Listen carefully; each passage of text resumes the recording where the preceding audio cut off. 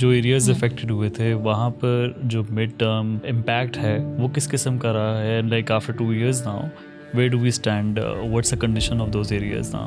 So let's go in the beginning. This is August 2022, Yeah. where everyone knew floods were happening and they were going to happen as they do as a yearly practice. But no one really had thought that the situation would turn that ugly, and it just turned ugly in a matter of a few minutes. So the precedent says that you know something is going to happen bad, but it happened so fast that you're not prepared. This is what happened.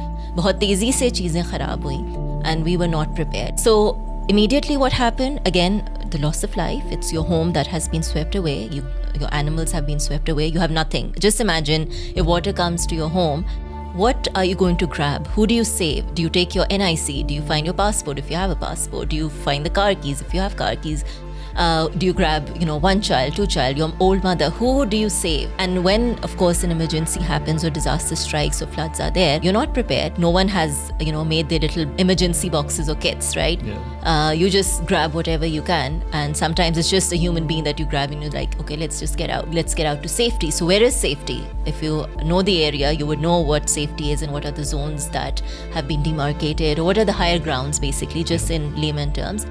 So if you're lucky, you would know that. And if you're really bewildered and lost, you perhaps are just going to be left nowhere. So what happened? Again, because this came furiously, mostly it happened really at 3 a.m. at night. So people were half sleeping or they're just waiting for something to happen. So again, they were all out on the streets. Livestock was lost, animals were lost, homes were literally washed away. Yeah.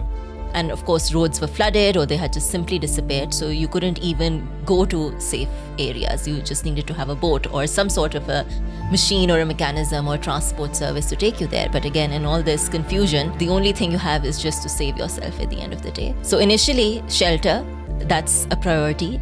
Food, warmth, safety, health, safe drinking water.